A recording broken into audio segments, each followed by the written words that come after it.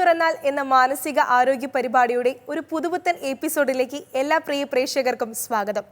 കുട്ടികൾക്കും മുതിർന്നവർക്കും ഏറ്റവും പ്രയോജനകരമായിട്ടുള്ള ചോദ്യങ്ങളാണ് നമ്മൾ ഈ മാനസിക ആരോഗ്യ ചർച്ചയിൽ ഉൾപ്പെടുത്തിയിട്ടുള്ളത്. ഇന്നും അത്തരമൊരു ചോദ്യവും ചർച്ചയുമായിട്ടാണ് നിങ്ങൾക്ക് മുമ്പിൽ ഞങ്ങൾ എത്തുന്നത്. പതിവ് പോലെ ഇന്നത്തെ എപ്പിസോഡിൽ നമ്മോടൊപ്പമുള്ളത് വിൻസെൻഷ്യൻ സബാംഗവും ക്ലിനിക്കൽ സൈക്കോളജിസ്റ്റുമായിട്ടുള്ള സിസ്റ്റർ ഡോക്ടർ ഡോണയാണ്. സിസ്റ്ററെ, സ്വാഗതം. ഒപ്പം നമ്മോടൊപ്പം ഇന്ന് ഒരു വിശിഷ്ട വ്യക്തി കൂടിയുണ്ട്. കൂഴൂർ ഗവൺമെൻറ് ഹൈസ്കൂളിലെ സൈക്കോ സോഷ്യൽ സ്കൂൾ കൗൺസിലറായിട്ടുള്ള ബിനിത ബേബിയാണ്. മാം, സ്വാഗതം. സിസ്റ്ററെ, നമ്മൾ കുറച്ച് എപ്പിസോഡുകളിലായിട്ട് കുട്ടികളുടെ ആരോഗ്യത്തെക്കുറിച്ചിട്ടും അവരുടെ വളർച്ചയെക്കുറിച്ചിട്ടൊക്കെ സംസാരിച്ചു. അപ്പോൾ കൂടുതൽ ആളുകൾക്കും അത്തരം ഒരു കാര്യങ്ങളെക്കുറിച്ചിട്ടാണ്, ഈ പാരൻസിനാണെങ്കിലും കുട്ടികളുടെ വളർച്ചാ കാലഘട്ടത്തിൽ ആവശ്യമായിട്ടുള്ള കാര്യങ്ങളെക്കുറിച്ചിട്ടാണ് കേൾക്കാൻ ആവശ്യം. അപ്പോൾ അത്തരം ഒരു വിഷയം തന്നെയാണ് ഞാൻ ചോദിക്കാൻ തയ്യാറായിട്ട് വന്നിട്ടുള്ളത്. ഈ ഓട്ടിസം അതൊരു ഡിസോർഡർ ആണോ, അല്ലെങ്കിൽ അതൊരു രോഗാവസ്ഥയോ അല്ലെങ്കിൽ മറ്റു വല്ല അവസ്ഥയോ ആണോ? ഈ ഓട്ടിസം സ്പെക്ട്രം ഡിസോർഡർ എന്ന് പറയുന്നത് ഇപ്പോൾ വളരെ കൂടുതലായിട്ട് റെലവൻ്റ് ആയിട്ട് കണ്ടുവരുന്ന ഒരു ഡിസോർഡറാണ്. അതോടൊപ്പം തന്നെ ഒത്തിരിയേറെ മാതാപിതാക്കൾക്ക് ഇതുമായിട്ട് ബന്ധപ്പെട്ട് ഒത്തിരി ആശങ്കകളുമുണ്ട്. എനിക്ക് തോന്നുന്നു വളരെ റെലവൻ്റ് ആയിട്ടുള്ള ഒരു ക്വസ്റ്റ്യനും ഒരു റെലവൻ്റ് ആയിട്ടുള്ള ടോപ്പിക്ക് തന്നെയാണ് തുഷാര തിരഞ്ഞെടുത്തിരിക്കുന്നത്. ഓട്ടിസം സ്പെക്ട്രം ഡിസോർഡർ എന്ന് നമ്മൾ പറയുമ്പോഴത്തേക്കും ഇതൊരു രോഗാവസ്ഥയല്ല, മറിച്ച് ഒരാളുടെ അവസ്ഥയാണ്. ഇപ്പോൾ നമുക്കറിയാം, ഒരു പനി വരുന്നു, അതൊരു രോഗമാണ്. ആ രോഗത്തിന് മരുന്നുണ്ട്, ആ രോഗത്തിൽ നിന്ന് നമുക്ക് ഒരു ആരോഗ്യാവസ്ഥയിലേക്ക് വരാം. പക്ഷേ ഈ ഓട്ടിസം എന്ന് പറയുമ്പോൾ ന്യൂറോ ഡെവലപ്മെൻ്റൽ പ്രോബ്ലമാണ്. ഒരു വ്യക്തിയിൽ അയാൾ ജനിക്കുമ്പോൾ തന്നെ, അല്ലെങ്കിൽ നമ്മൾ പറഞ്ഞു കഴിഞ്ഞാൽ ചിലപ്പോൾ ഗർഭാവസ്ഥയിൽ തന്നെ അയാൾക്കുണ്ടായിരിക്കുന്ന ഒരു അവസ്ഥാന്തരമാണ് അത്. അപ്പോൾ ഇതിന് കുറച്ച് ലക്ഷണങ്ങളുണ്ട്. ആ ലക്ഷണങ്ങൾ കൊണ്ടാണ് നമുക്ക് പറയാനായിട്ട് സാധിക്കുന്നത് ഇതൊരു ഓട്ടിസമാണ്. അല്ലെങ്കിൽ ഇപ്പം നോർമൽ ചൈൽഡിനെയും ഒരു ഓട്ടിസ്റ്റിക് ചൈൽഡിനെയും നമ്മൾ വേർതിരിക്കുന്നതും ആ ലക്ഷണങ്ങൾ വെച്ചുകൊണ്ടാണ്. ലക്ഷണങ്ങളെക്കുറിച്ച് നമ്മൾ പറയുമ്പോഴത്തേക്ക് ആദ്യമായിട്ട് നമുക്ക് പറയാനായിട്ട് സാധിക്കുന്നത് അവർക്ക് സംസാര രീതിയിലുള്ള, അതായത് കമ്മ്യൂണിക്കേഷൻ എബിലിറ്റി എന്ന് പറയുന്നത് അവർക്കൊരു ഡിഫറൻ്റ് ആയിട്ടുള്ള, വിഭിന്നമായിട്ടുള്ള ഒരു കാര്യമായിരിക്കും. അതുപോലെ തന്നെ സാമൂഹിക ബന്ധങ്ങളിൽ അവർക്കുണ്ടാവുന്ന പ്രശ്നങ്ങൾ, വൈകാരികമായിട്ടുള്ള തലത്തിൽ ഈ വികാരപരമായിട്ടുള്ള കാര്യങ്ങൾ പ്രകടിപ്പിക്കാനും അതുപോലെ തന്നെ മറ്റുള്ളവരെ പ്രകടിപ്പിക്കുന്നത് മനസ്സിലാക്കി എടുക്കാനുമുള്ള ഒരു ബുദ്ധിമുട്ട്. പിന്നെ ഏതെങ്കിലും ഒരു വസ്തുവിനോട്, അതായത് നമുക്ക് പറയാനായിട്ട് സാധിക്കും, ചിലപ്പോൾ ഒരു ചെറിയ പെൻസിലിൻ്റെ കഷണമായിരിക്കാം, അല്ലെങ്കിൽ ഒരു ചെറിയൊരു ടോയ് ആയിരിക്കാം. അങ്ങനെ ഇനാനിമേറ്റ് ആയിട്ടുള്ള ഏതെങ്കിലും ഒരു വസ്തുവിനോടുള്ള അമിതമായിട്ടുള്ളൊരു അടുപ്പം അവർക്ക് ആ ഒരു കാര്യം വേണം. പിന്നെ ഒരു സോഷ്യൽ സംവിധാനങ്ങളിലേക്കൊക്കെ വന്നു കഴിഞ്ഞാൽ എന്താ അവിടെ ചെയ്യേണ്ടത്, എങ്ങനെ അവിടെ പെരുമാറേണ്ടത് എന്നുള്ളൊരു കാര്യത്തിൽ കൺഫ്യൂഷൻ. അപ്പോൾ ഇതെല്ലാം കൂടി, ഈ ഒരു ലക്ഷണങ്ങളെല്ലാം കൂടി ചേർന്ന് കഴിയുമ്പോഴാണ് നമ്മൾ സാധാരണയായിട്ടൊരു ഓട്ടിസം അല്ലെങ്കിൽ ഓട്ടിസം സ്പെക്ട്രം ഡിസോർഡറിലുള്ള ഒരു വ്യക്തിയാണെന്ന് പറയാനായിട്ട് സാധിക്കുന്നത്. നമ്മൾ പലപ്പോഴും കണ്ടിട്ടുണ്ട്, ഇവർക്കെല്ലാം കോൺസ്റ്റന്റ് ആയിരിക്കണം. ഇപ്പോൾ ഒരു പാത്രത്തിൽ ഭക്ഷണം കഴിച്ചു കഴിഞ്ഞാൽ പിറ്റേ ദിവസവും സെയിം പാത്രത്തിൽ സെയിം ഫുഡ് ആയിരിക്കണം. അപ്പോൾ അത് ഒരു ഓട്ടിസം ഉള്ള വ്യക്തിയിൽ കാണാൻ കഴിയുമോ? അതായത് നമ്മൾ അതിൻ്റെ അകത്ത് പറയും റെപ്പറ്റേറ്റീവ് ബിഹേവിയർ എന്ന് പറയും. അതായത് ഒരു കാര്യം ചെയ്തുകൊണ്ടിരിക്കുന്നതിൽ നിന്ന് അതിന് ഏതെങ്കിലും തരത്തിലുള്ള മാറ്റം വരുമ്പോൾ അവർ അസ്വസ്ഥമാകുന്നു. അപ്പോൾ അവർക്കൊരു ഇരിപ്പിടം കൊടുത്താൽ തന്നെ ആ ഒരു ചെയറെല്ലാം വേറൊരു ചെയർ കൊണ്ട് ഇട്ട് കഴിഞ്ഞാൽ അവർ ഇറിറ്റേറ്റഡ് ആകും. പക്ഷേ ഈ ഇറിറ്റേഷൻ അവരെന്നാൽ എൻ്റെ ഈ ചെയർ അല്ല, എനിക്ക് വേറൊരു ചെയർ എടുത്തുകൊണ്ട് വാ, എനിക്ക് ആ ചെയറിൽ ഇരിക്കണം എന്ന് കമ്മ്യൂണിക്കേറ്റ് ചെയ്യാനായിട്ട് അവർക്ക് ബുദ്ധിമുട്ടാണ്. അപ്പോൾ ഈ ഒരു ഭാഷാപരമായിട്ടുള്ള കമ്മ്യൂണിക്കേഷന് പകരമായിട്ട് അവർ കുറച്ചുകൂടി എന്താ പറയണേ, ഓക്കെ, അവരുടെ ഒരു ഇറിറ്റേഷൻ കാര്യങ്ങളാണ് അതിൻ്റെ അകത്ത് കാണിച്ചു കൊടുക്കുന്നത്. അപ്പോൾ നമുക്ക് പറയാനായിട്ട് സാധിക്കുന്നത്, ഒരു നോർമൽ ചൈൽഡ് ഒരു കാര്യം മുന്നോട്ട് വയ്ക്കുമ്പോൾ അല്ലെങ്കിൽ അവരുടെ ആവശ്യം മുന്നോട്ട് പറയുമ്പോൾ അത് കേട്ടു നിൽക്കുന്നവർക്ക് മനസ്സിലാകും. പക്ഷേ ഇവരെ സംബന്ധിച്ചിടത്തോളം ഇവരുടെ സ്വഭാവം കൃത്യമായിട്ട് മനസ്സിലാക്കുന്ന മാതാപിതാക്കൾക്ക് മാത്രമേ അവരെന്താണ് ഇപ്പോൾ കമ്മ്യൂണിക്കേറ്റ് ചെയ്തത് എന്ന് മനസ്സിലാക്കാനായിട്ട് സാധിക്കുകയുള്ളൂ. ഇതെപ്പോഴാണ് നമുക്ക് നിർണ്ണയിക്കപ്പെടുന്നത്? ഓക്കെ, സ്വാഭാവികമായിട്ടും നമ്മൾ സാധാരണ ചോദിക്കുന്ന ഒരു ചോദ്യമാണ്, കുട്ടികളിൽ മാത്രമേ ഇത് ഉണ്ടാവുകയുള്ളൂ, കുട്ടികളിൽ മാത്രമാണോ ഇത് ഓട്ടിസം കാണപ്പെടുകയെന്നൊക്കെ പറയും. ശരിക്കും ഇത് ഗർഭാവസ്ഥയിൽ തന്നെ, ഞാൻ നേരത്തെ പറഞ്ഞതുപോലെ തന്നെ, ഒരു കുഞ്ഞിനെ ആ കുഞ്ഞിൻ്റെ സ്വഭാവത്തോടു കൂടി നിർണ്ണയിക്കപ്പെട്ട് കഴിഞ്ഞു. അപ്പോൾ ഈ ഒരു പ്രോബ്ലം എന്ന് പറയുന്നത് ഒരു ന്യൂറോ ഡെവലപ്മെൻ്റലാണ്, അതായത് നാഡീവ്യൂഹപരമായിട്ടുള്ള കാര്യങ്ങളാണ്, ഡിസ്ഫങ്ഷനാണ് അവിടെ സംഭവിച്ചിരിക്കുന്നത്. അത് എവിടെയാണ് ഏതാണ് ഇപ്പം നമ്മുടെ ബ്രെയിനിൻ്റെ തന്നെ അനാട്ടമിക്കലായിട്ടും ഫങ്ഷണലായിട്ടും നമുക്ക് നോക്കുമ്പോൾ കൃത്യമായ ഒരു സ്ഥാനം, ആ ഒരു സ്ഥാനം അല്ലെങ്കിൽ ആ ഒരു പ്രശ്നം കൊണ്ടാണ് ഇതുണ്ടാകുന്നതെന്ന് നമുക്ക് പറയാൻ പറ്റുന്നില്ല. കാരണം ശാസ്ത്രീയമായിട്ട് കൃത്യമായ ഒരു എറ്റിയോളജി, ഒരു കാരണം നമ്മൾ കണ്ടുപിടിച്ചിട്ടില്ല. പിന്നെ ഇത് നിർണ്ണയിക്കപ്പെടുക എന്ന് പറയുമ്പോൾ ഏകദേശം നമുക്ക് ക്ലിനിക്കലി ഇതിനെ ഡയഗ്നോസ് ചെയ്യുന്നത് ഒരു 3 വയസ്സോട് കൂടിയാണ്. കാരണം ആ ഒരു സമയത്താണ് ഇവരുടെ ലാംഗ്വേജ് ഡെവലപ്പ് ചെയ്യുന്നത്. ഒരു കുഞ്ഞിനെ സംബന്ധിച്ചിടത്തോളം സാമൂഹ്യമായ ഇടപെടലുകളിലേക്ക് വരുന്നത്, ഇമോഷൻസിനെ അവർ എക്സ്പ്രസ് ചെയ്യുന്നതും അതുപോലെ തന്നെ റിസീവ് ചെയ്യുന്നതുമൊക്കെ. അപ്പോൾ ഈ കുട്ടിക്കാലത്ത് തന്നെയാണ് ഇതിനെ നമ്മൾ ഡയഗ്നോസ് ചെയ്യുന്നത്. മാം ഇപ്പോൾ സ്കൂളുകളിലും മറ്റ് ഫാമിലി ഓറിയൻറ്റഡ് ആയിട്ടും അംഗൻവാടീസിലൊക്കെ വർക്ക് ചെയ്യുന്നതാണ്. അപ്പോൾ ആ ഒരു മേഖലകളിൽ ഇത്തരം കുട്ടികളെ ഓട്ടിസം കണ്ടെത്തി കഴിഞ്ഞാൽ അതിനായിട്ട് മനസ്സിലാക്കി അവർ ചികിത്സ നേടാറുണ്ടോ? ഇത് മിക്കവാറും പാരൻസിനെ അക്സെപ്റ്റ് ചെയ്യാനൊക്കെ ബുദ്ധിമുട്ട്. കുട്ടികൾക്ക് എന്തെങ്കിലും ബുദ്ധിമുട്ടുണ്ടെന്ന് പറഞ്ഞാൽ അവർ അംഗീകരിക്കില്ല. സാധാരണ നമ്മൾ മറ്റേ കുട്ടികളെ വെച്ചിട്ട് നമുക്ക് കമ്പാരിസൺ ചെയ്യാനും പറ്റില്ല. എങ്ങനെയാണല്ലോ ആ കുട്ടി ചെയ്യുന്നത് പറയാൻ പറ്റില്ല. പക്ഷെ അവരെ തന്നെ നമ്മൾ പഠിപ്പിച്ചു കൊടുക്കുകയാണ്, നിങ്ങൾ ശ്രദ്ധിക്കണം കുട്ടീനെ.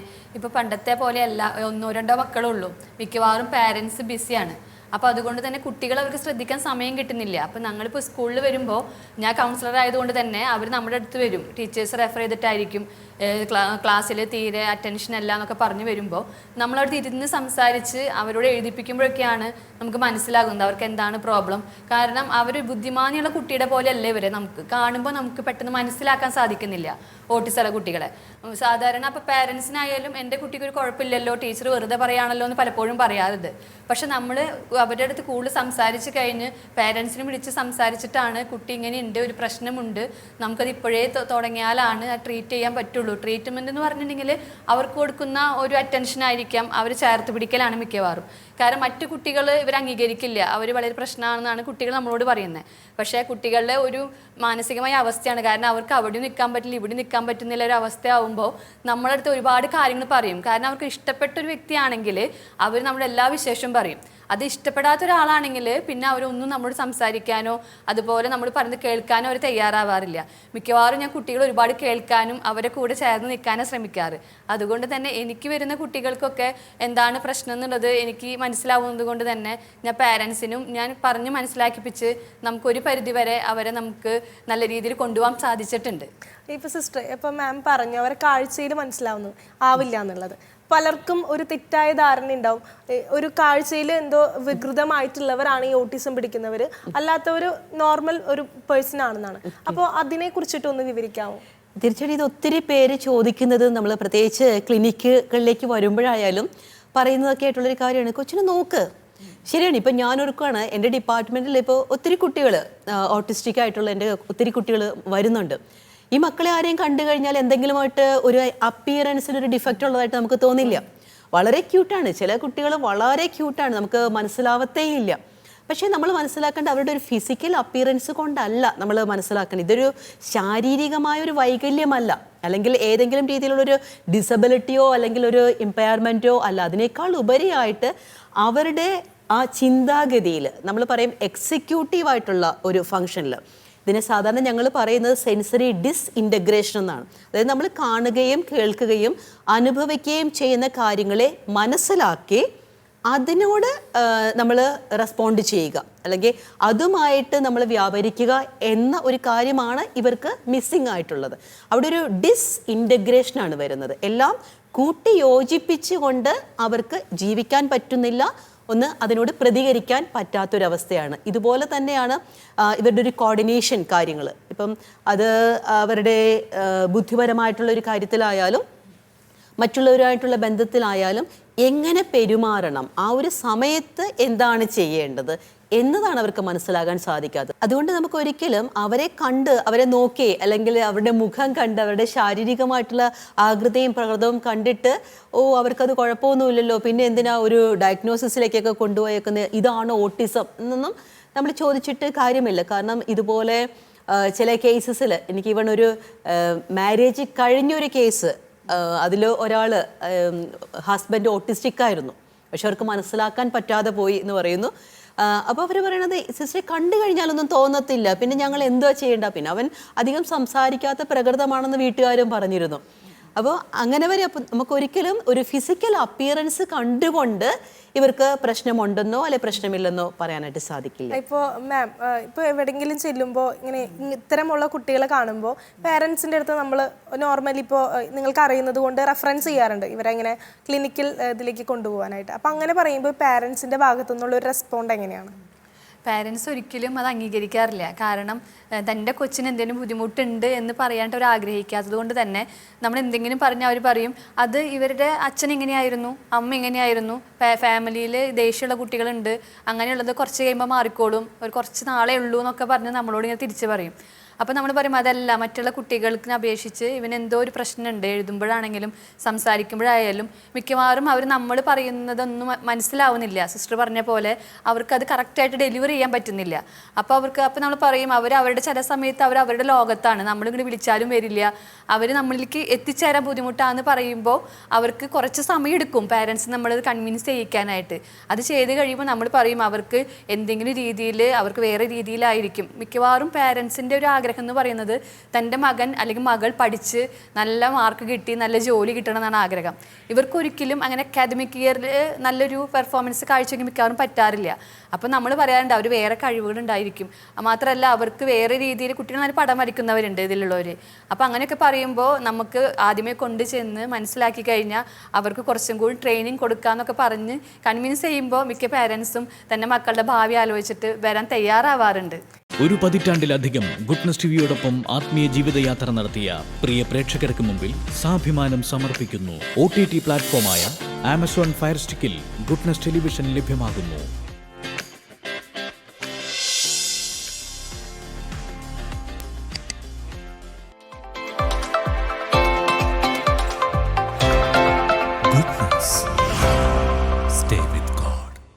സിസ്റ്ററെ, ഇത്തരം കുട്ടികളെ എപ്പോഴാണ് ഒരു ക്ലിനിക്കൽ സെറ്റപ്പിലേക്ക് എത്തിച്ചേർക്കാൻ പറ്റുക? ഞാൻ പറഞ്ഞതുപോലെ തന്നെ വളരെ ബുദ്ധിമുട്ടാണ്. കാരണം ഇവരെ സംബന്ധിച്ചിടത്തോളം എല്ലാവരും ഓർക്കുന്ന എന്താ, ഹെൽത്തി ആയിട്ടുള്ളൊരു കുഞ്ഞുണ്ടാവുക, ആ കുട്ടിയെക്കുറിച്ച് വളരെ വലിയ സ്വപ്നങ്ങൾ ഉണ്ടാവുക.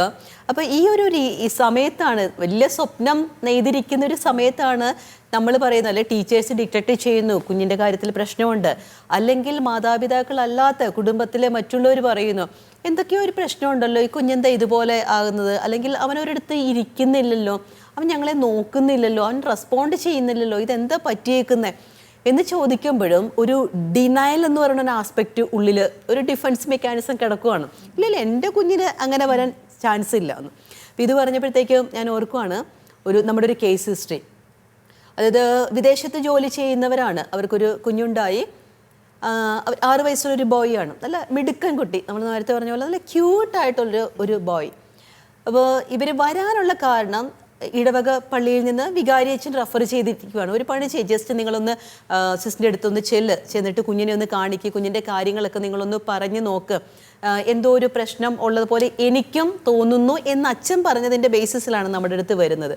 അപ്പോൾ അച്ഛൻ്റെ അടുത്തേക്ക് പോകാനുള്ള ബേസിസ് എന്ന് പറഞ്ഞു കഴിഞ്ഞാൽ ഇവർ വിദേശത്തായിരുന്നു. അപ്പം ഭാര്യയും ഭർത്താവും കുഞ്ഞും മാത്രമുള്ള ഒരു ലോകത്തിൽ ജീവിക്കുവാണ്. അപ്പോൾ ഈ കുട്ടിക്കുണ്ടാകുന്ന പ്രശ്നങ്ങൾ, അതായത് കുട്ടി വിളിച്ചാൽ ശ്രദ്ധിക്കുന്നില്ല, കണ്ണിൽ നോക്കുന്നില്ല, ഇതിൻ്റെ ഒരു ലക്ഷണമാണ് ഐ ടു ഐ കോണ്ടാക്റ്റ് ഇല്ല. അതുപോലെ റെസ്പോണ്ട് ടു നെയിം കോൾ എന്ന് പറയും, അതായത് അവൻ്റെ പേര് വിളിച്ചാലോ, ഇപ്പം നമ്മളൊരു കുഞ്ഞിൻ്റെ മോനേന്ന് വിളിച്ചാലോ അതൊക്കെ ഒന്ന് ശ്രദ്ധ തിരിയും, കാരണം നമ്മളിലേക്ക് ആ ശ്രദ്ധ വരും. ഇത് വരുന്നില്ല, ഒരു മിങ്കിളിങ് വരുന്നില്ല, ഈ അമ്മയ്ക്ക് കുഞ്ഞിനെ എടുക്കുമ്പോൾ തന്നെ അറിയാം ഒരു ബോണ്ടിങ് വരുന്നില്ല. അതുപോലെ തന്നെ ഒരു നിസ്സംഗത അവസ്ഥയിലാണ് കുഞ്ഞ് എപ്പോഴും തന്നെ. സംസാരം 6 വയസ്സായിട്ടും 2-3 വാക്കുകൾ മാത്രമേ ഉള്ളൂ. ഈ വാക്കുകൾ ചേർത്ത് വാചകമാക്കി അവൻ്റെ കാര്യങ്ങളൊന്നും അവൻ പറയുന്നില്ല. ഇവൻ വെള്ളം വേണമെങ്കിൽ ഇവൻ പിടിച്ച് വലിച്ചുകൊണ്ട് ബോട്ടിലിൻ്റെ അടുത്തുകൊണ്ട് ഇങ്ങനെ കാണിക്കും. എന്ന് വെച്ചാൽ അത് ചൂണ്ടത്തുമില്ല, ആ ബോട്ടിൻ്റെ അടുത്തുകൊണ്ട് നിർത്തി. അല്ലെങ്കിൽ ഏതെങ്കിലും ഒരു കാര്യത്തിൽ മാറ്റം വന്നു കഴിഞ്ഞാൽ വളരെ പ്രശ്നമായിട്ട് കരയുന്നു. അതുപോലെ ഒരു സ്റ്റബേൺ നേച്ചറാണ്. അമ്മയ്ക്ക് കുഞ്ഞിനെ അങ്ങോട്ടേക്ക് ടോളറേറ്റ് ചെയ്യാൻ പറ്റുന്നില്ല. ഹസ്ബൻഡ് ആൻഡ് വൈഫ് 2 പേരും വർക്കിംഗ് ആണ്. അപ്പോൾ അവരുടേതായിട്ടുള്ള ആ ഒരു ടോട്ടൽ ടൈറ്റ് സ്കെഡ്യൂൾ അവർ പോയിക്കൊണ്ടിരിക്കുകയാണ്. അപ്പോൾ ഈ ഒരു കാര്യം പറഞ്ഞപ്പോൾ വൈഫ് ഹസ്ബൻഡിനോട് പറഞ്ഞു, കുഞ്ഞിന് എന്തോ ഒരു പ്രശ്നമുള്ള പോലെ എനിക്ക് തോന്നുന്നു. അപ്പോൾ ഹസ്ബൻഡ് പറഞ്ഞു, അവൻ കമന്ന് വീഴേണ്ട സമയത്ത് കമിഴ്ന്ന് വീണു, ഇരിക്കേണ്ട സമയത്ത് ഇരുന്നു, ഇപ്പം നടക്കുന്നുണ്ട്, അവൻ സ്റ്റെയർ കേസ് കയറുന്നുണ്ട്, നമ്മൾ ഡ്രസ്സ് ഇടിയിപ്പിക്കുമ്പോഴത്തേക്ക് അവൻ ഡ്രസ്സ് ഇടുന്നുണ്ട്, ഇവനെ കണ്ടു കഴിഞ്ഞാൽ എന്തെങ്കിലും ഒരു പ്രശ്നമുണ്ടോ, അപ്പം നീ ആയിട്ടൊരു പ്രശ്നം ഉണ്ടാക്കരുത്. ആ ഒരു രീതിയിലാണ് ഹസ്ബൻഡിൻ്റെയും വൈഫിൻ്റെ ഇടയ്ക്ക് പ്രശ്നം തുടങ്ങുന്നത്. അപ്പോൾ അവർ തമ്മിൽ വലിയ പ്രശ്നങ്ങളായി. ഈ പ്രശ്നങ്ങൾ മൂത്ത് നമുക്കറിയാം, ഒരു മാരിറ്റൽ ഡിസ്കോർഡ് വന്നു കഴിഞ്ഞ് കഴിഞ്ഞാൽ പെട്ടെന്ന് പറയുന്നൊരു കാര്യമാണ് ഡിവോഴ്സ് ചെയ്തേക്കാം, തീർന്നു. അപ്പോൾ ഇവർ തമ്മിൽ ഈ വിദേശത്ത് കിടന്ന് രണ്ടുപേരും തമ്മിൽ വലിയ യുദ്ധം നടക്കുവാണ്. അങ്ങനെ രണ്ടുപേരുടെയും വീട്ടുകാർ നാട്ടിലേക്ക് ഇവരെ വിളിപ്പിച്ച് സംസാരിച്ചു കഴിഞ്ഞപ്പോൾ ഇവർക്ക് മനസ്സിലാകുന്നത് കുഞ്ഞിൻ്റെ പേരിലാണ് പ്രശ്നം തുടങ്ങിയിരിക്കുന്നത്. പക്ഷേ പ്രശ്നങ്ങൾ പലതിലേക്ക് പോയി. ഹസ്ബൻഡിൻ്റെ വീട്ടുകാരെക്കുറിച്ച് വൈഫ് പറയുന്നു, വൈഫിൻ്റെ വീട്ടുകാരെക്കുറിച്ച് ഹസ്ബൻഡ് പറയുന്നു. അങ്ങനെ വലിയൊരു പ്രശ്നത്തിൽ ഇങ്ങനെ നിൽക്കുവാണ്. അങ്ങനെ നിന്നപ്പോഴത്തേക്കുമാണ് ഹസ്ബൻഡിൻ്റെ വീട്ടുകാർ പറഞ്ഞ് നമുക്കൊരു പണി ചെയ്യാം, നിങ്ങളുടെ കല്യാണം എന്തായാലും ഈ ഇടവക പള്ളി വെച്ചാണ് നടന്നിരിക്കുന്നത്, അപ്പം അവിടെ തന്നെ ചെന്ന് നമുക്ക് അച്ഛനുമായിട്ടൊന്ന് സംസാരിക്കാം. അങ്ങനെയാണ് ഇവർ അച്ഛൻ്റെ അടുക്കലേക്ക് വരുന്നത്. അപ്പോൾ പ്രശ്നങ്ങൾ കേൾക്കുമ്പോഴത്തേക്ക് അച്ഛന് മനസ്സിലാവുന്നുണ്ട് ഈ ഒരു പ്രശ്നത്തിലേക്ക് വരാനുള്ള കാരണം എന്താണ്. അപ്പോഴാണ് ഈ കുട്ടിയുടെ കാര്യം പറയുന്നത്. അപ്പോൾ ഇതിൻ്റെ ഇടയ്ക്ക് അച്ഛൻ ശ്രദ്ധിക്കുന്നുണ്ടായിരുന്നു ഈ കുഞ്ഞിൻ്റെ ബിഹേവിയർ. കുഞ്ഞ് ശരിക്കും അവിടെയല്ല, അവൻ അവൻ്റേതായിട്ടുള്ളൊരു ലോകത്തിലാണ്. അപ്പോൾ നമുക്കറിയാമല്ലോ, നമ്മൾ പൊതുപ്രവർത്തനവും കാര്യങ്ങളും അല്ലെ ഒത്തിരി പേരെ ഇതുപോലെയുള്ള ആൾക്കാരെ കാണുകയും ഇങ്ങനെയുള്ള പ്രശ്നങ്ങളുമായിട്ടുള്ള അവയർനെസ് ഒക്കെ കിട്ടുന്നവർക്ക് പെട്ടെന്ന് അത് നോട്ട് ചെയ്യാനായിട്ട് പറ്റും. അങ്ങനെയാണ് അച്ഛൻ പറഞ്ഞു ഒരു പണി ചെയ്യും, ഓക്കെ നിങ്ങളുടെ കാര്യങ്ങൾ ഇവിടെ നിൽക്കട്ടെ, നമുക്ക് അതിനെക്കുറിച്ച് സംസാരിക്കാം. പക്ഷേ 6 വയസ്സായ ഒരു കുട്ടി സംസാരിക്കേണ്ടത് ഈ ഒരു 1-2 വാക്കുകളല്ല. അതുപോലെ തന്നെ ഇവിടെ വരുമ്പോൾ എന്താണ് ഇവിടെ നടക്കുന്നത്, കുറച്ചെങ്കിലുമൊക്കെ നമ്മൾ പറയുന്ന ഒരു സ്ഥലകാല ബോധമൊക്കെ ഉണ്ടാവണ്ടേ. അപ്പം ഇതൊന്നും ഈ കുഞ്ഞിനെ ഇല്ല. അപ്പോൾ അവർ പെട്ടെന്ന് തന്നെ എൻ്റെ ഫാദർ പറഞ്ഞു ഞങ്ങളവിടെ വിദേശത്ത് താമസിക്കുന്നവരാണ്, ഞങ്ങളൊരു സ്റ്റുഡിയോ അപ്പാർട്ട്മെൻറ്റിൽ താമസിക്കുമ്പോൾ കുഞ്ഞിനെ സംബന്ധിച്ചിടത്തോളം നാട്ടിലെ പോലെയൊന്നും ഇത്രയൊന്നും കാണാനും കേൾക്കാനൊന്നും കിട്ടില്ല. അപ്പോൾ അതുകൊണ്ടായിരിക്കാം കുഞ്ഞിങ്ങനെ പെരുമാറുന്നത്. അപ്പോൾ തന്നെ അച്ഛന് മനസ്സിലായി, കാരണം ഹസ്ബൻഡ് ഡിനൈ ചെയ്യുകയാണ്. അതായത് കുഞ്ഞിൻ്റെ അപ്പൻ എൻ്റെ കുഞ്ഞിനൊരു പ്രശ്നവും ഇല്ല എന്ന് ഒരു സൈക്കോളജിക്കലി നമ്മൾ പറയുന്ന ഒരു ഡിഫെൻസ് ചെയ്തിരിക്കുകയാണ്. അങ്ങനെയാണ് ആ കുട്ടിയെ നമ്മുടെ അടുത്ത് കൊണ്ടുവരുന്നത്. അപ്പോൾ നമ്മൾ അത് അസസ് ചെയ്തു, അതായത് നമ്മുടെ കേസ് ഹിസ്റ്ററി എടുത്തു. കേസ് ഹിസ്റ്ററി എടുക്കുമ്പോൾ നമ്മൾ നിങ്ങൾക്ക് എങ്ങനെയൊക്കെയാണ് ഈ കുഞ്ഞിനെ അനുഭവപ്പെടുന്നത്, ഇപ്പം എന്താണ് നിങ്ങൾക്ക് തോന്നുന്നത്. അപ്പോൾ ഇതിൻ്റെ അകത്ത് അവർ പറഞ്ഞു വന്ന കാര്യത്തിൽ നമുക്കറിയാം, നമ്മൾ ക്ലിനിക്കിൽ ഒബ്സർവ് ചെയ്യുമ്പോഴും അറിയാം കുട്ടി നമ്മുടെ മുഖത്തേക്ക് നോക്കുന്നില്ല, അതും പർപ്പസ്ഫുള്ളി നോക്കുന്നില്ല. അപ്പോൾ ഐ ടു ഐ കോണ്ടാക്റ്റ് ഇല്ല. പിന്നെ അതുപോലെ തന്നെ കമ്മ്യൂണിക്കേഷൻ, ആ ഒരു ഭാഷാപരമായിട്ടുള്ള കാര്യങ്ങളെ ആശയവിനിമയം നടത്താനായിട്ട് സാധിക്കുന്നില്ല. ആ ഒരു പരിസ്ഥിതി, അതായത് നമ്മുടെ ഓഫീസിലേക്ക് അല്ലെങ്കിൽ ക്ലിനിക്ക് കൺസൾട്ടേഷൻ റൂമിലേക്ക് കയറി വരുമ്പോഴത്തേക്കും പുതിയൊരു റൂമാണ്, കൊച്ചി ഇറിറ്റേറ്റഡ് ആകുന്നു, ബഹളം വയ്ക്കുന്നു, പുറത്തേക്ക് പോകാൻ പ്രശ്നം ഉണ്ടാക്കുന്നു. പക്ഷേ ഇതൊന്നും ഒരു ഭാഷാപരമായ കമ്മ്യൂണിക്കേഷനിൽ നടക്കുന്നില്ല. പിന്നെ ചോദിച്ചു കഴിഞ്ഞപ്പോഴത്തേക്ക് മനസ്സിലായി ഒരു പർട്ടിക്കുലർ പാറ്റേൺ ഓഫ് ബിഹേവിയർ ആണുള്ളത്. ഇപ്പം നേരത്തെ നമ്മൾ പറഞ്ഞതുപോലെ തന്നെ ഏതെങ്കിലും ഒരു കാര്യം ഒരു പ്രാവശ്യം ചെയ്തിട്ടുണ്ടെങ്കിൽ അത് റിപ്പീറ്റഡ്ലി ചെയ്യണം. അതുപോലെ തന്നെ എപ്പോഴും അവൻ്റെ കയ്യിൽ ചെറിയൊരു വണ്ടിയുടെ ഒരു കഷ്ണമോ അല്ലെങ്കിൽ ഒരു ചെറിയ ടോയ് എന്തെങ്കിലും ഉണ്ടാവും, ഇതും കൊണ്ടാണ് ഈ പോകുന്നത്. അതുപോലെ ഏതെങ്കിലും ഒരു മൂലയിൽ ഇരുന്നുകൊണ്ട് മൂലയിലേക്ക് എവിടെയെങ്കിലും ഒരു നമ്മൾ പറയുന്ന പർപ്പസ്ഫുള്ളി അല്ലാത്ത രീതിയിൽ, അതായത് നോൺ ഇൻറ്റൻഷ്യലി എന്ന് പറയും, ചുമ്മാതെ നോക്കിക്കൊണ്ടിരിക്കുന്നു. എന്നാൽ ഈ നോക്കുന്ന സ്ഥലം ഏതാണെന്ന് നമ്മളൊന്ന് നോക്കിക്കഴിഞ്ഞ് കഴിഞ്ഞാൽ നമുക്ക് ആ ഒരു കറക്റ്റ് പോയിന്റ് കിട്ടില്ല. ആ ഒരു രീതിയിലുള്ളൊരു നോട്ടമാണ്. പിന്നെ ഇടയ്ക്കിടയ്ക്ക് കൈ ഫ്ലാപ്പ് ചെയ്യുന്നുണ്ട്, ഇങ്ങനെ വിറപ്പിച്ചുകൊണ്ടിരിക്കുക. പിന്നെ ചെറിയൊരു സന്തോഷം എന്തെങ്കിലും വന്നു കഴിഞ്ഞാൽ, കാരണം അവന് ഇഷ്ടമുള്ള മധുരത്തിൻ്റെ എന്തെങ്കിലും ഭക്ഷണം കൊടുത്തു കഴിഞ്ഞാൽ അത് രുചിച്ച് കഴിയുമ്പോഴേ അവിടെ ഭയങ്കര എക്സൈറ്റഡ് ആയിട്ട് തുള്ളും, എന്നിട്ട് ചില ശബ്ദങ്ങൾ കേൾപ്പിക്കും. ആ ശബ്ദം എന്ന് വെച്ചാൽ സാധാരണ കുട്ടികൾ കേൾപ്പിക്കുന്ന ഒരു ശബ്ദമല്ല, ഹൈ പിച്ചായിട്ടുള്ള കുറച്ച് ശബ്ദങ്ങൾ കേൾപ്പിക്കുക, അവിടെ കിടന്നൊന്ന് റൊട്ടേറ്റ് ചെയ്യുക. അതോടൊപ്പം തന്നെ ഈ അപ്പനോടും അമ്മയോടും, അതായത് കൊച്ചിൻ്റെ അച്ഛനോടും അമ്മയോടും അങ്ങനെ വലിയൊരു ഇമോഷണൽ അറ്റാച്ച്മെൻ്റ് ഒന്നും ഇല്ല. അപ്പോൾ ഈ കാര്യങ്ങളെല്ലാം നമ്മൾ കേട്ടു. ക്ലിനിക്കൽ ഒബ്സർവേഷനും കഴിഞ്ഞപ്പോഴത്തേക്കും നമുക്ക് മനസ്സിലായി ഓട്ടിസം സ്പെക്ട്രം ഡിസോർഡറിലാണ് കുഞ്ഞുള്ളത്. പക്ഷേ ഇതൊന്ന് പറഞ്ഞു കൊടുത്ത് മനസ്സിലാക്കിക്കുക എന്ന് പറയുമ്പോൾ അമ്മയെ സംബന്ധിച്ചിടത്തോളം അമ്മയ്ക്ക് അത് അക്സെപ്റ്റബിൾ ആണ്. അമ്മ പറഞ്ഞു, സിസ്റ്റർ എനിക്ക് മനസ്സിലായി, എൻ്റെ കുഞ്ഞിന് എന്തോ ഒരു പ്രോബ്ലം ഉണ്ടെന്ന് എനിക്ക് മനസ്സിലായി. അതാണ് ഞാൻ ഈ അദ്ദേഹത്തോട് പറയുന്നത്, ഹസ്ബൻഡിനോട് പറയുന്നത്. പക്ഷെ അതെന്ന് പറയാൻ തുടങ്ങിയോ അന്ന് മുതൽ പ്രശ്നമാണ്. ഇനി പ്രശ്നം തന്നെയല്ല, പുള്ളി എവിടെയൊക്കെയോ സെർച്ച് ചെയ്തു, പുള്ളിക്കും മനസ്സിലായി എന്തോ പ്രശ്നമുണ്ടെന്ന്. ആ പ്രശ്നം മുഴുവനും എൻ്റെ വീട്ടുകാരുടെ തലയിലേക്ക് വെക്കാനാണ് പുള്ളി നോക്കുന്നത്. അപ്പോൾ നമുക്ക് കുറച്ച് സമയം എടുക്കേണ്ടി വന്നു ആ ഒരു കാര്യം, ആ ഒരു കേസ് നമുക്ക് ഡയറക്റ്റ് ചെയ്യാനും അത് തെറാപ്പിയിലേക്ക് കൊണ്ടുവരാനും. ഇങ്ങനെ കാണുന്ന കുട്ടികളെ ചികിത്സ എപ്പോഴാണ് സ്റ്റാർട്ട് ചെയ്യുക? നമ്മൾ എപ്പോഴും പറയും ഒരു ഏർലി ഇൻ്റർവെൻഷൻ എന്നാണ് പറയുന്നത്. അതായത് ഒരു 3 വയസ്സോളം പ്രായമാകുമ്പോഴാണ് നമ്മൾ സാധാരണ ഡയഗ്നോസിസിലേക്ക് കടന്നു വരുന്നത്. കാരണം അതിനു മുൻപും കുട്ടികളിൽ ഇതേപോലെയുള്ള ഭാഷയുടെ പ്രശ്നങ്ങൾ അല്ലെങ്കിൽ ഇമോഷണൽ കാര്യങ്ങൾ, അവർക്ക് റെസ്പോണ്ട് ചെയ്യാൻ പറ്റാത്ത അവസ്ഥകളൊക്കെ ചിലപ്പോൾ കുട്ടികൾക്ക് വരാം. കാരണം എക്സ്പോഷർ കുറവാകുമ്പോഴത്തേക്കും, പ്രത്യേകിച്ച് നമുക്കറിയാം അണുകുടുംബത്തിലൊക്കെ അല്ലെങ്കിൽ അവർ വിദേശ രാജ്യങ്ങളിൽ ഈ പറഞ്ഞ പോലെ സ്റ്റുഡിയോ അപ്പാർട്ട്മെൻറ്റുകളിലൊക്കെ താമസിക്കുന്നു. അധികം എക്സ്പോഷർ ഇല്ലാത്ത കുഞ്ഞുങ്ങൾക്കും ഇതുപോലത്തെ കാര്യങ്ങൾ വരാം. അപ്പോൾ അതുകൊണ്ട് തന്നെ നമ്മളൊരു 3 വയസ്സ് വരെയൊക്കെ അതിന് കാത്തു നിൽക്കും. അപ്പോൾ ഡയഗ്നോസിസ് കഴിഞ്ഞു കഴിഞ്ഞാൽ നമ്മൾ പെട്ടെന്ന് തന്നെ ഇതിന് ആവശ്യമായിട്ടുള്ള ചികിത്സാ രീതികൾ, ചികിത്സ എന്ന് പറയുമ്പോൾ മരുന്ന് എന്നല്ല നമ്മൾ ഉദ്ദേശിക്കുന്നത്, ഒരു മൾട്ടി ഡിസിപ്ലിനറി അപ്രോച്ചാണ് ഇതിന് വേണ്ടത്. കാരണം ഇതിൻ്റെ അകത്ത് നമുക്ക് സ്പീച്ച് തെറാപ്പി വേണ്ടി വരും. കാരണം സ്പീച്ച് ആൻഡ് ലാംഗ്വേജ് ഡെവലപ്പ് ചെയ്യാനുണ്ട്. മൾട്ടി സെൻസറി അപ്രോച്ച്, അതായത് ഒരു സാധനത്തെ സ്പർശിക്കുമ്പോഴും കേൾക്കുമ്പോഴും രുചിക്കുമ്പോഴും കാണുമ്പോഴൊക്കെ ഉണ്ടാകുന്ന ആ ഒരു റെസ്പോൺസ് കൊണ്ടുവരാൻ വേണ്ടിയിട്ട് നമ്മൾ multi sensory approaches, multi sensory room കാര്യങ്ങളൊക്കെ നമുക്ക് അറേഞ്ച് ചെയ്യേണ്ടതായിട്ട് വരും. അപ്പോൾ ശരിക്കും പറഞ്ഞു കഴിഞ്ഞാൽ ഒരു റീഹാബിലിറ്റേഷൻ സ്പെക്ട്രത്തിലുള്ള എല്ലാവരും തന്നെ തെറാപ്പിസ്റ്റായിട്ട് വേണ്ടി വരും. സ്പീച്ച് ആൻഡ് ഓഡിയോളജിസ്റ്റ് വേണ്ടി വരും, അതുപോലെ ഒക്യുപ്പേഷൻ തെറാപ്പിസ്റ്റ് വേണ്ടി വരും. കാരണം ഇവരുടെ മോട്ടോർ ഡെക്സിലിറ്റി കാര്യങ്ങൾ, ഫൈൻ മോട്ടോർ, അത് ഗ്രോസ് മോട്ടോർ, അതായത് കുട്ടികൾ ഓരോ സാധനങ്ങൾ പിടിക്കുന്നത് അതനുസരിച്ച് ചെയ്യുന്നത്, ഇതിലൊക്കെ ഇവർക്ക് പ്രശ്നമുണ്ട്. കാരണം ഇൻ്റഗ്രേറ്റഡ് അല്ല, അവർ സമഗ്രത അവർക്ക് കിട്ടിയിട്ടില്ല. അപ്പോൾ അതുകൊണ്ട് നമുക്ക് പല തെറാപ്പിസ്റ്റുകളുടെ ഒരു യൂണിറ്റ് തന്നെ ഇതിന് ആവശ്യമാണ്. സിസ്റ്റർ, ഇപ്പം ഈ കാലഘട്ടത്തിൽ ഒരുപാട് കേസസ് കൂടുതലായെന്ന് എനിക്ക് തോന്നുന്നു. കാരണം പണ്ടൊന്നും ഇത്രത്തോളം റെലവൻസ് ഉണ്ടായിരുന്നില്ല, ഇതുപോലെ ഒരു മൾട്ടി ഡിസിപ്ലിനറി ടീം ഉണ്ടായിരുന്നില്ല. എന്തുകൊണ്ടാണ് ഈ കാലഘട്ടത്തിൽ ഇത്രയും കൂടുതൽ? സോഷ്യൽ മീഡിയയുടെ ആണോ, മൊബൈലിൻ്റെ ഓവർ യൂസേജ് ആണോ, അങ്ങനെയൊക്കെ ആയതുകൊണ്ടും ഇതിലൊരു കാരണമായിട്ട് സിസ്റ്റർ തോന്നുന്നുണ്ടോ ഇത്രത്തോളം കേസ് വരാനായിട്ട്? മിസ് പറഞ്ഞത് ഒരു നല്ലൊരു കാര്യമാണ്. കാരണം എന്ന് വെച്ച് കഴിഞ്ഞാൽ പണ്ടും ഇല്ലായിരുന്നോ എന്ന് ചോദിച്ചു കഴിഞ്ഞാൽ ഉണ്ടായിരുന്നു.